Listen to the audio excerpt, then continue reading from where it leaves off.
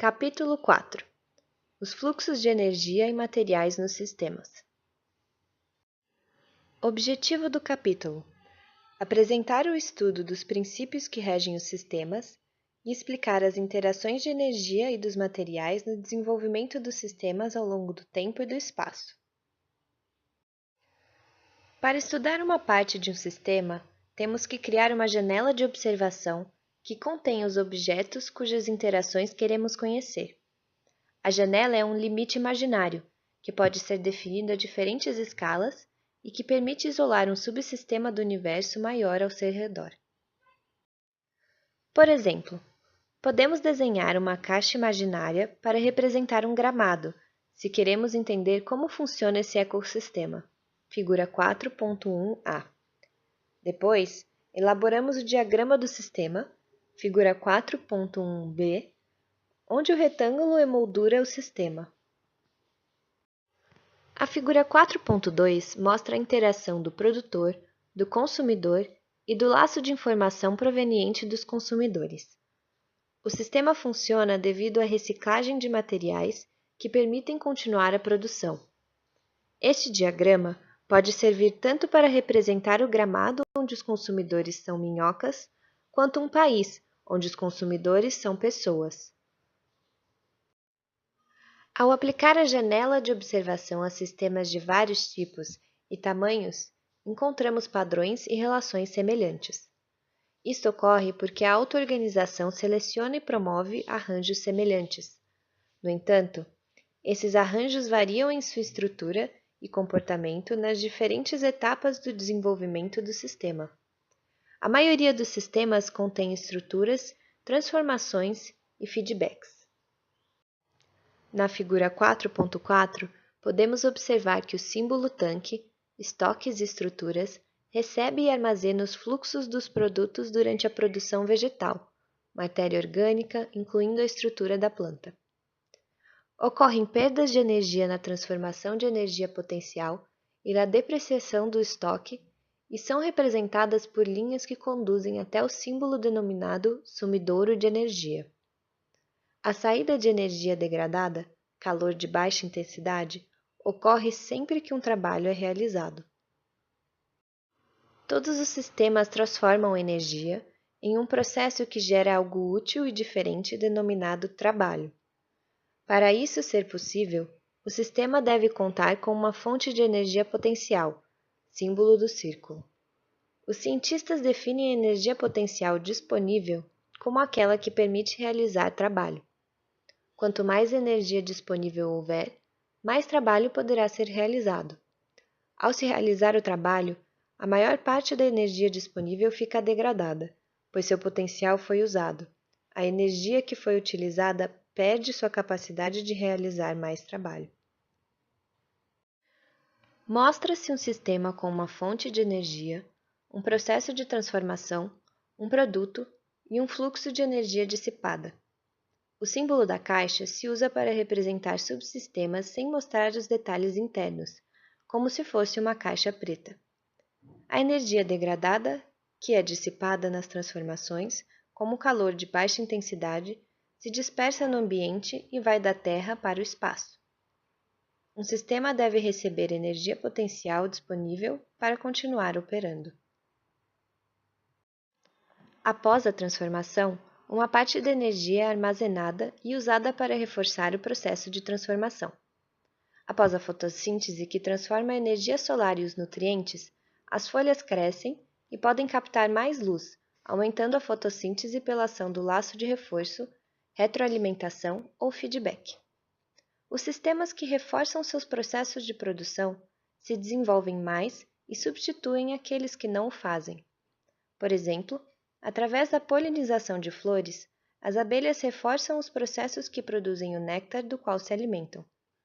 No longo prazo, os agricultores que conseguem manter o solo bem nutrido irão substituir aqueles que não o fazem. Na figura 4.4, a energia do laço de reforço atua na produção, símbolo em forma de seta, que gera um armazenamento.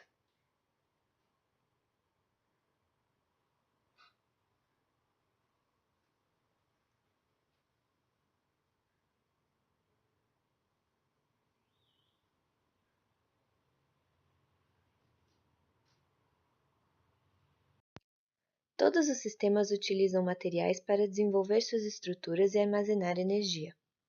Alguns materiais são intercambiados com o ambiente, fora da janela, enquanto outros materiais se reciclam para ser reutilizados dentro do sistema definido pela janela de observação. Um sistema pode deixar de funcionar se não puder intercambiar ou reciclar materiais.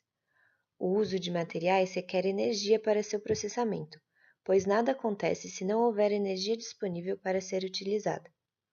Por exemplo, os elementos químicos como potássio e fósforo são utilizados no crescimento de plantas em um gramado para depois serem liberados e reciclados quando a grama é consumida por gafanhotos ou quando as folhas morrem e são decompostas por micróbios e minhocas.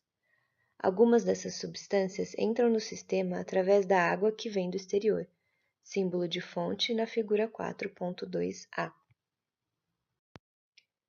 Em tudo há energia, em forma de energia química, solar, eólica, térmica, energia das marés, até de informação. Em qualquer transformação de energia, uma grande quantidade de um tipo de energia básica disponível é consumida para produzir uma menor quantidade de energia de outro tipo. Isto significa que os diversos tipos de energia podem ser organizados em série, sequência hierárquica, de acordo com a quantidade de energia básica requerida para produzir a seguinte, figura 4.5. Por exemplo, muitas calorias de energia solar são necessárias para produzir 1 caloria de energia eólica, e muitas calorias de energia eólica são necessárias para produzir 1 caloria de energia elétrica. Podemos usar como unidade de energia a caloria, sistema de unidades CGS, ou Joule, sistema internacional. Um exemplo é a cadeia alimentar em um tanque de aquicultura que não usa insumos químicos externos. Muitas calorias de energia solar são necessárias para produzir 1 caloria de algas aquáticas, fitoplâncton. Muitas calorias de algas são necessárias para produzir 1 caloria de zooplâncton. Muitas calorias do zooplâncton são necessárias para produzir 1 caloria de um peixe pequeno e assim por diante. Na figura 4.5 são mostradas as transformações sucessivas da energia solar até obter os peixes pequenos. Nos diagramas de transformação de energia, os fluxos com energia difusa se colocam à esquerda e à direita aqueles com energia concentrada. Na cadeia trófica, a energia de um componente em um nível inferior oferece energia ao próximo nível, sempre em menor proporção a cada estágio de organização. Essa rede corresponde a uma estrutura hierárquica energética. Trata-se de um fenômeno universal. De acordo com os princípios da auto-organização, no futuro, os elementos de um sistema que exigem muita energia não serão produzidos a não ser que ofereçam um laço de retorno positivo que justifique o uso dos recursos necessários para a sua manufatura e conservação. Cada transformação é acompanhada de um laço de retroalimentação, figuras 4.2 e 4.4. Assim, o caminho da série de conversões energéticas flui à direita. A retroalimentação, em menor quantidade, porém com maior efeito unitário, flui na direção contrária, figura 4.5a. O processo de auto-organização em um sistema gera uma rede de unidades interconectadas que usam diferentes formas de energia.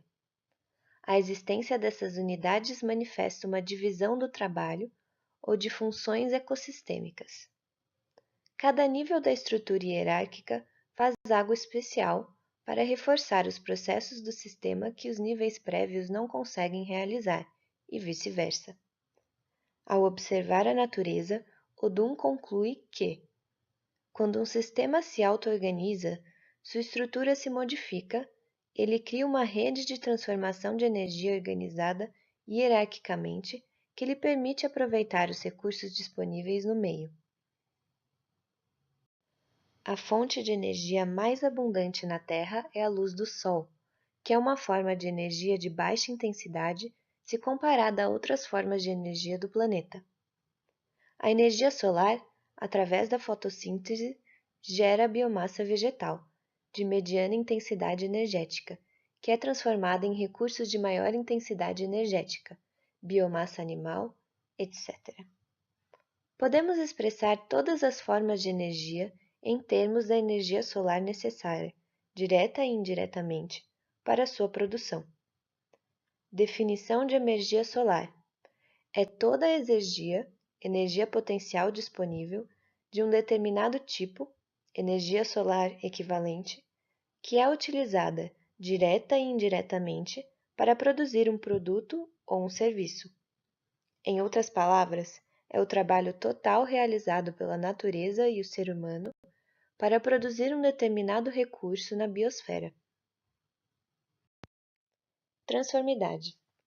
A transformidade define-se como a energia de um tipo necessária para gerar uma unidade de energia de outro tipo. Como adota-se a energia solar como unidade básica comum, se definem transformidades solares. A transformidade solar de um produto é energia solar por unidade de energia solar dividida pela energia do recurso. Suas unidades no sistema CGS são em calorias solares por caloria, ou no caso de utilizar o Sistema Internacional temos em joules solares por joule. Figura 4.5. Propriedades da hierarquia de transformação de energia. A. Diagrama da cadeia alimentar em um ecossistema aquático. Os números correspondem aos valores médios dos fluxos de energia. B. Gráfico que mostra a diminuição dos fluxos de energia disponível nas sucessivas etapas de transformação. C.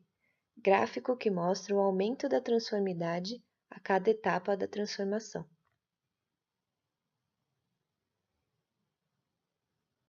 A figura mostra que 100.000 calorias de luz solar são utilizadas na fotossíntese para produzir 100 calorias de biomassa vegetal.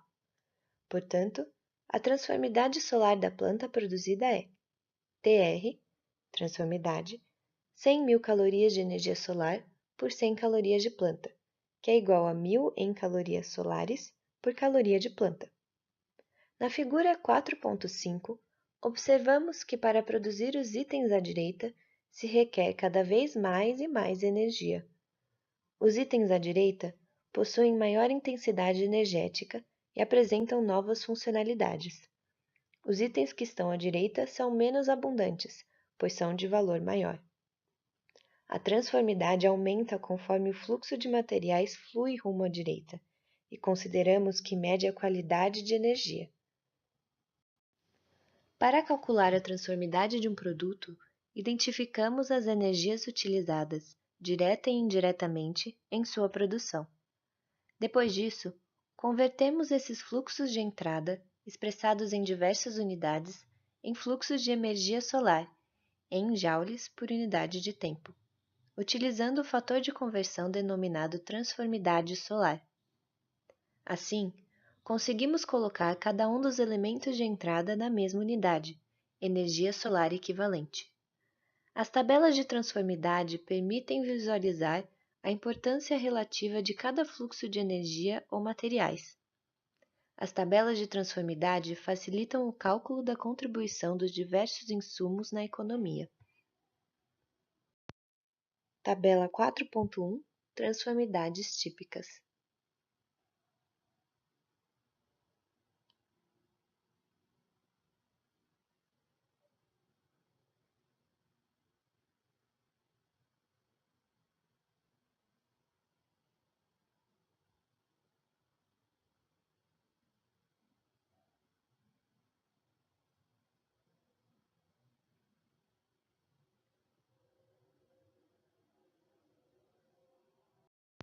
Os itens de alta transformidade valem mais e podem fazer mais. Os recursos de alta transformidade podem ser transportados mais facilmente. Por exemplo, com 4 calorias do carvão, se produz 1 caloria de energia elétrica. A energia elétrica é de alta qualidade, pode ter muitos usos e é transportada com mais facilidade que o carvão. Os trens elétricos são mais eficientes que os trens movidos a carvão. Os serviços dos humanos estão entre os fluxos mais altos na escala de transformidade e utilidade. Os serviços proporcionados por pessoas com boa formação, que lhes permite realizar um trabalho produtivo de boa qualidade, estão entre os recursos de maior transformidade ou utilidade por unidade de esforço. A partir da ideia de transformidade se pode derivar um princípio geral. Não utilize recursos de alta qualidade para finalidades de baixa qualidade. Por exemplo, não use eletricidade para aquecer uma casa, se um forno a lenha pode ser usado para realizar essa função.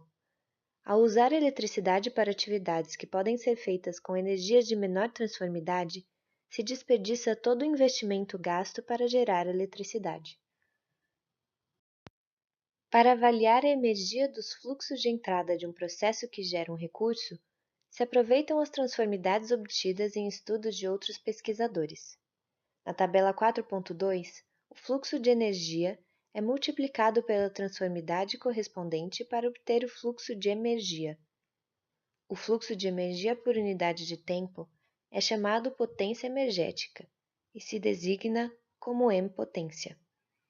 Por exemplo, a energia dos recursos consumidos por um país em um ano constituem sua impotência anual. A última coluna indica a equivalência econômica da energia que se expressa em dólares, conceito que será explicado no capítulo 6.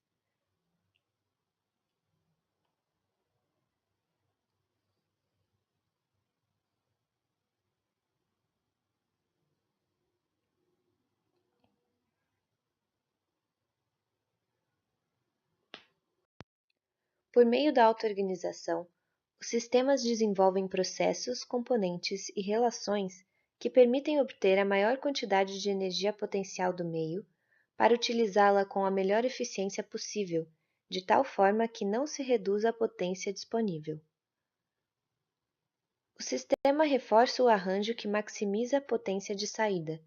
Ele pode atrair mais recursos e produzir mais, figura 4.4, com menos esforço. Os sistemas de sucesso desenvolvem estruturas que maximizam a produção e consumo de recursos, sempre que não afetem negativamente o ecossistema. O arranjo com produção, consumo e reciclagem, figura 4.2, utiliza o ciclo de materiais para reforçar a captação de energia. Este arranjo típico é encontrado em reações bioquímicas, sistemas climáticos, mares, processos geológicos, ecossistemas, interações entre estrelas e na economia humana.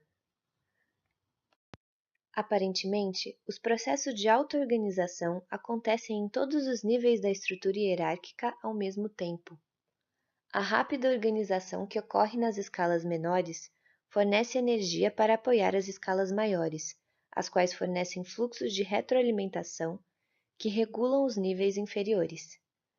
Os materiais e a energia disponíveis são processados para maximizar a produção e consumo.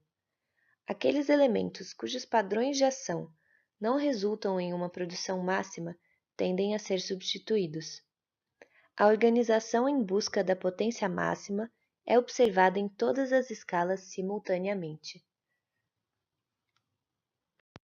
Quando estão envolvidos vários níveis de hierarquia de energia, a ideia de maximizar a potência pode causar um engano, já que tenderia a priorizar o aumento do fluxo de energia nos níveis mais baixos, que podem ter mais energia, as plantas na figura 4.5. Contudo, se o princípio de Lótka for interpretado como o princípio da impotência máxima, então os fluxos em todos os níveis da cadeia energética seriam igualmente beneficiados pela ação de reforço. A afirmação de Lótka revisada seria a seguinte: em um processo de auto-organização, os sistemas desenvolvem aquelas partes, processos e relações que maximizam a impotência útil. Em termos de políticas públicas, constitui uma diretriz para políticas de seleção de alternativas. Devem-se escolher as alternativas que maximizem a entrada e uso da potência energética, mas que garantam que o ecossistema não perca sua capacidade de se autorregenerar. Os sistemas podem operar de forma ineficiente quando estão sobrecarregados. Por exemplo, um caminhão com excesso de carga se movimenta com dificuldades. Um caminhão com pouca carga é rápido, mas o custo de sua operação é alto. Esses caminhões não conseguem fazer suas entregas com tanta eficiência quanto um caminhão com uma carga adequada, intermediária. A auto-organização opera no sentido de estabelecer cargas e velocidades intermediárias que permitem maximizar o desempenho do sistema. O conjunto de condições que fazem possível o carregamento ideal para obter a potência máxima é denominado regulador da velocidade do tempo.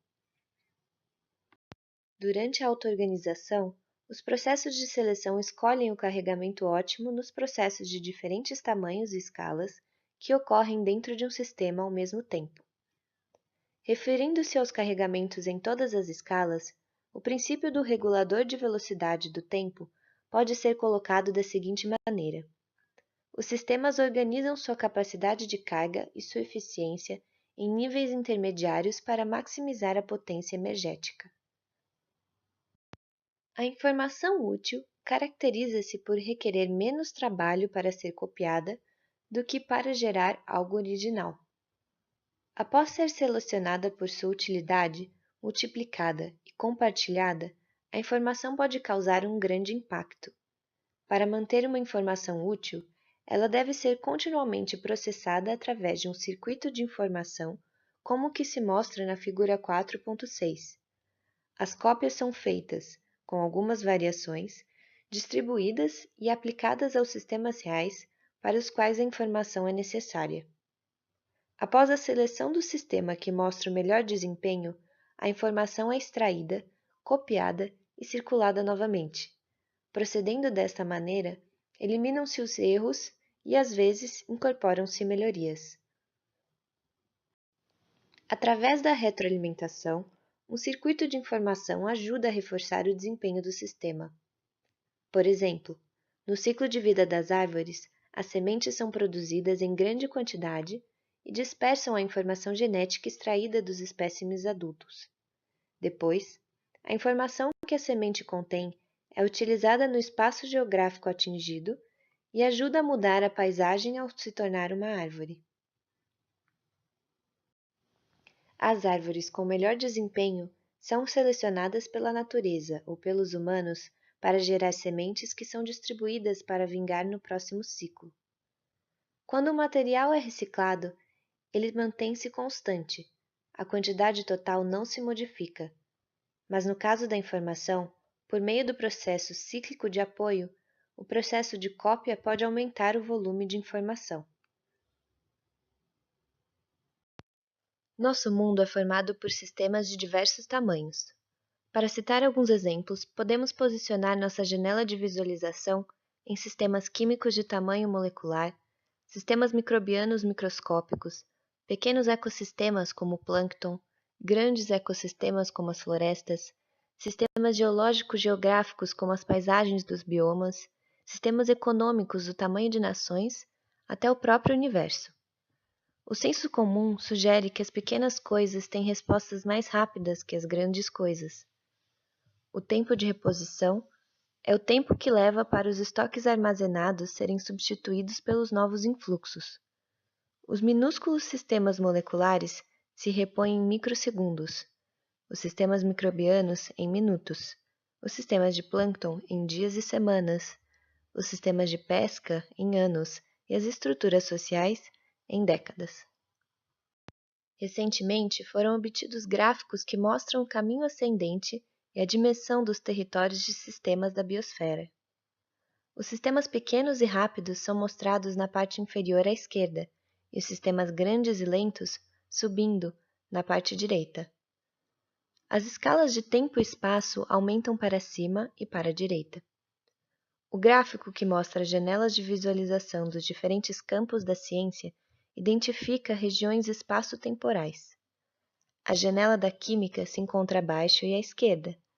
A janela da política internacional se localiza à direita da janela da ciência social, que estuda as famílias. A figura mostra a hierarquia básica da energia da Terra por meio de um gráfico que correlaciona a quantidade de energia e qualidade de energia, medida pela transformidade. Como a energia disponível tende a ser usada e degradada em cada transformação, quanto mais transformações são requeridas para gerar itens de alta qualidade à direita, menos energia permanece dentro do sistema. Entretanto, a energia convertida é de alta transformidade. A energia geotérmica disponível proveniente de grandes áreas da Terra é utilizada e liberada através de processos que transformam e concentram a energia para ativar formações vulcânicas. Considerando todo o território das placas geológicas, a energia vulcânica é pequena, porém sua transformidade é tão grande quanto sua importância na organização do sistema.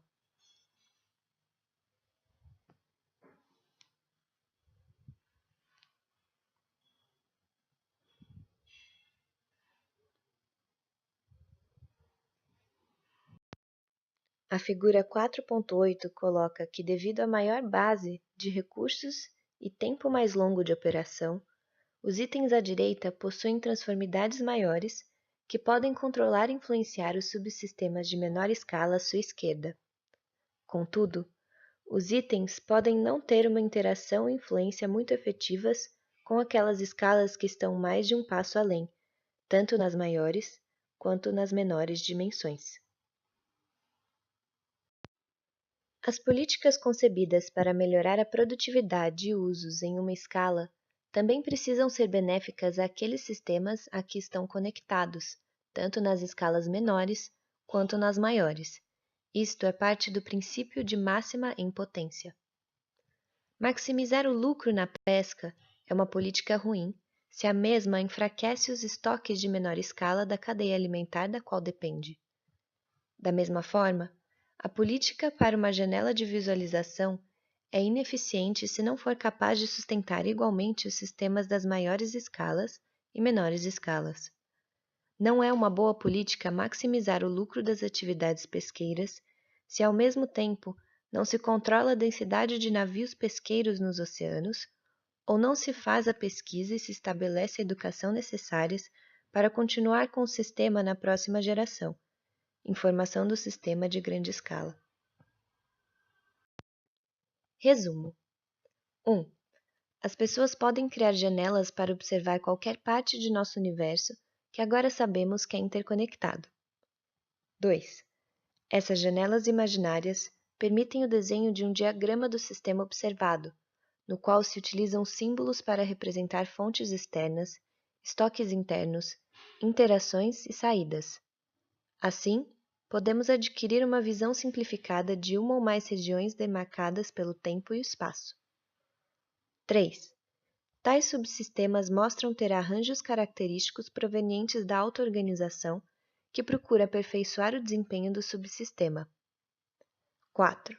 Nos arranjos resultantes, o consumidor reforça a produção com reciclagem de materiais e também por meio de uma estrutura de transformação de energia organizada hierarquicamente. 5. A transformidade solar indica a posição e importância de qualquer coisa dentro dessa hierarquia. 6. A informação útil possui uma alta transformidade, porque exige um grande dispêndio de energia na sua manutenção, em processos cíclicos que envolvem processos de cópia, dispersão e aplicação da informação em substratos diferentes e seleção para a replicação dos arranjos que deram certo. 7. A energia de um recurso, como estoque ou como fluxo, corresponde ao trabalho feito na sua produção e contabiliza todas as contribuições do ambiente e da economia. 8. Se os planos e as políticas públicas levassem em conta os princípios naturais de organização e estabelecimento de funções, poderia haver um benefício geral. 9. Os arranjos devem beneficiar todo o sistema e não apenas uma de suas partes.